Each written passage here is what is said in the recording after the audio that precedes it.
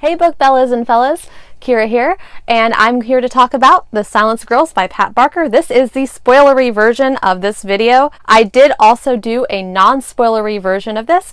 Please go and watch that first. I would be pretty much picking up where I left off on that video, so I would recommend going to watch that one first and then come back to join me for the spoilers. And I do have other things to talk about besides what was in that first video. That first video pretty much covered just the first part, as this is divided into 3 parts.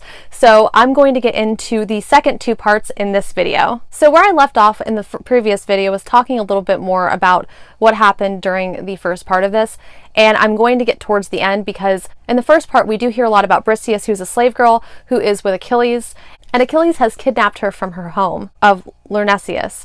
Lyrnesius is a neighboring kingdom of Troy, and this actually predates the invasion of Troy. Briseis is a slave girl. Briseis at one point was the queen of Lyrnesius, and she's taken into custody by Achilles. Achilles ends up making her his concubine. After a while, she is just so devastated by everything that's happened in her village, with all the deaths of her family, with Achilles killing her family, that she wishes for nothing but destruction of everything that's going on. Agamemnon is in charge of this whole thing. He's the one who's leading the army. He's the one that wants possession of Troy and all of its assets. He wants to break down their walls because Helen of Troy is in there, and he's got beef with Helen of Troy. When Briseis was taken from her town, another girl was also taken as Agamemnon's concubine. This girl that is now Agamemnon's concubine happens to be the daughter of a priest of Apollo. Her dad comes and begs Agamemnon to release her. He brings this huge bounty and says, "Please release my daughter." Agamemnon's like, "No, I don't think so. I think I'm going to take your daughter. I think I'm going to marry her. I think I'm going to make sure that she has my babies." This girl's 15 years old, guys. Like, if I was a dad, I'd be pretty freaking upset too. After Agamemnon turns down the Apollyon priest walks away and just starts cursing this whole village and says, "I hope you guys are cursed. I hope you guys get sick. I wish you nothing but the worst." Briseis, having overheard everything the priest says, his prayers, decides to take on his prayers, and every time anything upsets her, anytime anything negative happens to her, she starts reciting those curses. And next thing you know, the rats are keeling over, they're sick, and then it spreads to the people. Achilles goes and he publicly accuses Agamemnon of upsetting the gods and says, "You need to return this girl." Agamemnon's like, "Okay, yeah, you're right, but I don't have a prize now, so I'm going to take yours." So what happens is Briseis ends up becoming custody of Agamemnon. Achilles is a little upset, but for the sake of power, I don't think he can really show it. I don't know that Achilles actually had feelings for Briseis throughout this book. Even when the book was told from the perspective of Achilles, you kind of sense that he had some feeling for Briseis, but nothing really strong and nothing so far potent that he would have been willing to risk everything for her. So this book really isn't that much of a romance. While it has romantic aspects in it, romance is not an outstanding feature in this, and I'm kind of glad they did it the way they did, because Achilles, being the hardcore warrior that he was, would not have been the type to show his emotions openly, as it probably would have been very anti-strategic for him to do so, to let Agamemnon know that he's gotten to him. Instead, Achilles was like, "Okay, not my war anymore. You have fun."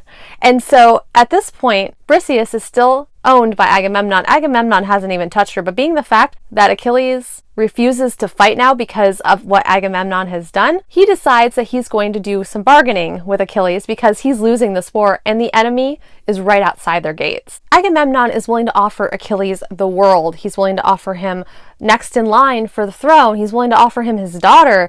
He's willing to offer him every single thing just so that Achilles will fight for him. But Achilles is just like, "No, this is not my war." He refuses to fight.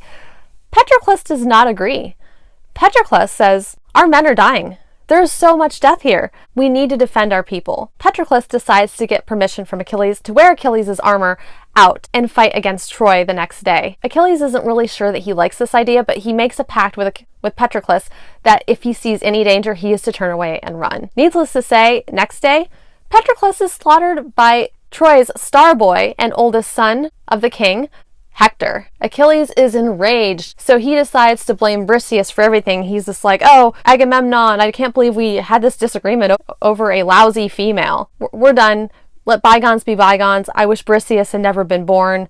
I wish Briseis had not survived. So we're just going to continue on, and we're going to go ahead and fight this war for you. And you know, deep down, we both know it was because Achilles really wanted to get revenge on Hector for Patroclus' death. Patroclus was his heart and soul. And when they switched back to Achilles' point of view, especially after Patroclus died, a lot more emotion seeped through. You can tell like this kind of hollowed him out. Like he was already kind of a tough guy to begin with who didn't have a lot of emotions, but his emotions just kind of rained out of him. All his grief, all his being upset. I mean, everything just kind of poured out of him in a way that it did not pour out for Briseis. Now, in this book, women are considered to be better off if they don't say anything. Women are supposed to be seen and not heard. They are property. They're constantly objectified.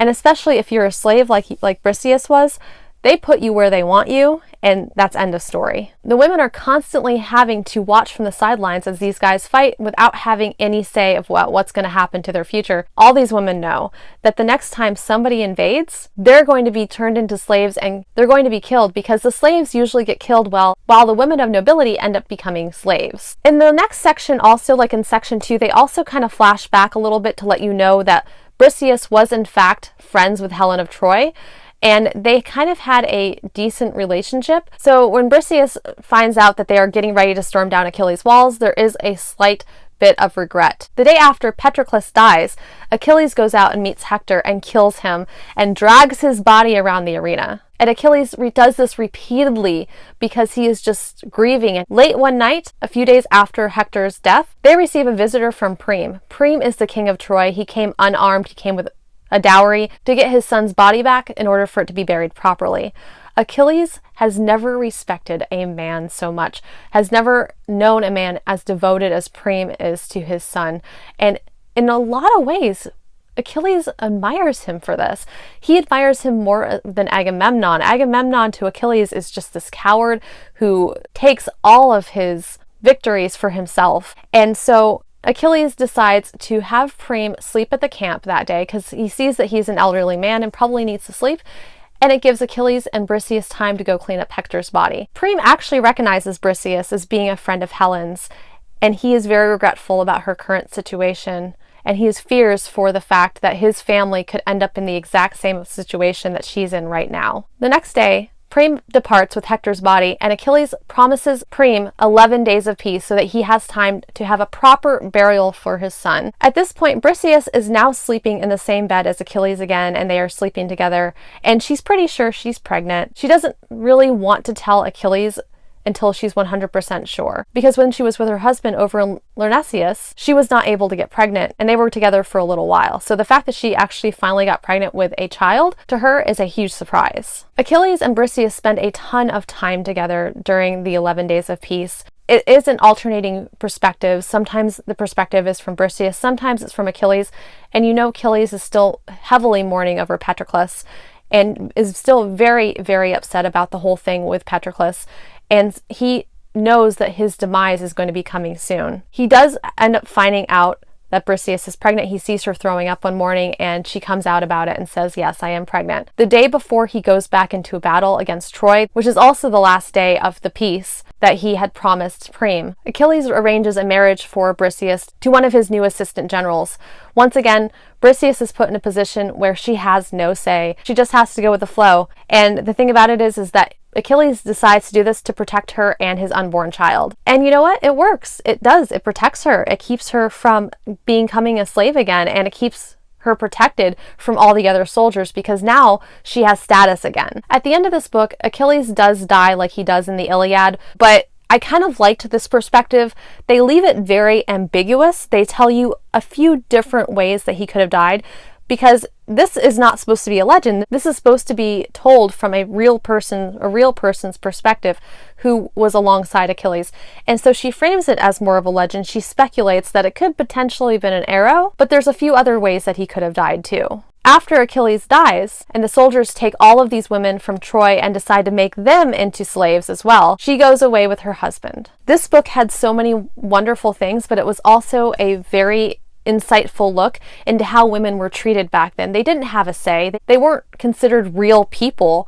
They were considered property, and they were taken and done with whatever the men wanted. And it was kind of like really hard to watch that in a lot of ways. No, I mean, it's a radically different approach than what we have now. Like, we are fighting for women's rights. We are fighting for more of them. And I think the fact of it is that this may seem like a really anti-feminist book, but it's not. It tells you like how strong she is, even though she's silent. And I think that is such a metaphor for so many women, that even though we don't say exactly what we're thinking, exactly when we're thinking it, that doesn't make us weak. We are strong because we are able to keep our silence, and we are still able to keep ourselves intact, even when we feel like we might be falling apart. And I think this is a true testament to how strong women can actually be given adverse situations. I did really enjoy this book. Once again, I gave this book a 4 out of 5 stars. Well, thank you guys so much for watching me. If you guys like the video, hit the little like button, hit subscribe, and hit the little bell icon if you want to receive email notifications every time I post.